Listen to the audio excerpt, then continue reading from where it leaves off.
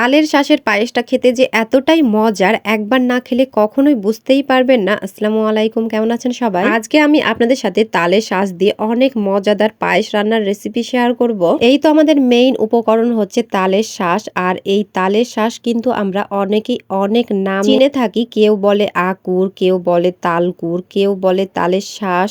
আসলে আমরা তাল খেয়ে যে তালের একটা আটি থাকে, ওই আটিটা কিছুদিন রাখার পর তার ভিতরে কিন্তু এইরকম একটা শাঁস হয়। আর এই শাঁসটা কিন্তু আমরা অনেকেই এমনিতেই খেয়ে ফেলি, অনেক মজা লাগে। তবে এরও যে একটা পায়েস রান্না হয় সেটা কিন্তু খেতে আরো বেশি মজা লাগে, এটা কিন্তু আমরা অনেকে জানি না। সত্যি কথা বলতে বিয়ের আগে আমিও কখনোই জানতাম না যে এইগুলোরও পায়েস রান্না করা যায়। আর এই তো শাশুড়ি মায়ের কাছে প্রথম দিন যেই দিন থেকে খেয়েছি, এখন কিন্তু প্রতি বছরই রান্না করি। আর এই তো আজকে আমার শাশুড়ি মায়ের রেসিপিতেই অনেক মজাদার তালের শাঁস, সুজি আর দুধ দিয়ে একটা মজাদার পায়েস রান্নার রেসিপিটা শেয়ার করব। প্রথমে চুলায় কড়াই বসিয়ে 2 টেবিল চামচ ঘি দিয়ে এরপরে 1/4 কাপ সুজি দিয়ে সুজিগুলোকে খুব ভালোভাবে ভেজে নিতে হবে। সুজিগুলো ভাজার জন্য যে এইখানে ঘি ব্যবহার করতে হবে তাই না, এখানে আপনারা সয়াবিন তেলও ব্যবহার করতে পারেন, কোনো সমস্যা নেই। তবে এইটা অবশ্যই খেয়াল রাখতে হবে সুজিগুলো যেন কালচে না হয়ে যায়। আর এই তো দেখতেই পাচ্ছেন সুজিগুলো খুব ভালোভাবে ভাজা হয়ে গিয়েছে। এখন আমি সুজিগুলো উঠিয়ে রেখে দেবো একটা প্লেটে। এই তো এইখানে আমি 1 লিটার দুধকে আগে থেকেই জাল করে 700 গ্রাম করে নিয়েছি। দুধ জাল করার সময় আমি কয়েক টুকরা গরম মশলা দিয়ে দিয়েছি। আসলে গরম মশলা দিলে খুব সুন্দর একটা ফ্লেভার আসে, এই জন্য। কিছুক্ষণ পর দুধের মধ্যে যখন খুব ভালোভাবে বলক আসবে, এই সময় আমি তালের শাঁসগুলো দিয়ে দিচ্ছি। আর এই তো দুধের মধ্যে সব তালের শাঁসগুলো দেওয়া হয়ে গিয়েছে। তো এখন আমি একটা খুন্তির সাহায্যে খুব ভালোভাবে নাড়াচাড়া করে দিলাম। দুধের মধ্যে তালের শাঁসগুলো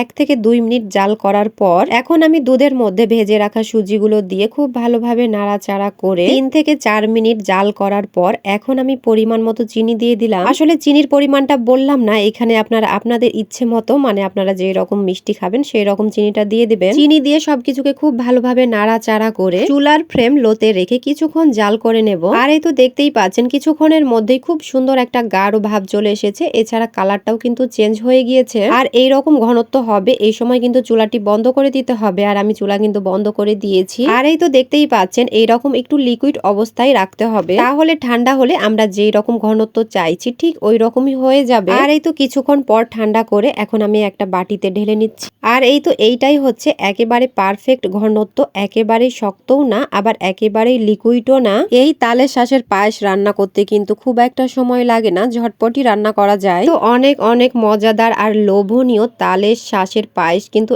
একেবারেই রেডি হয়ে গিয়েছে। এই তালের শাঁসের পায়েসটা খেতে যে এতটাই মজাদার, যারা খেয়েছেন তারা তো জানে, আর যারা এখনো খাননি অবশ্যই পুরো রেসিপিটা ফলো করে বাসায় একবার হলেও ট্রাই করবে। তো আজকের মতো এইখানেই শেষ করলাম। পুরো রেসিপিটা যদি আপনাদের ভালো লেগে থাকে অবশ্যই একটা লাইক, কমেন্ট ও শেয়ার করে দেবেন। ধন্যবাদ সবাইকে, আল্লাহ হাফেজ।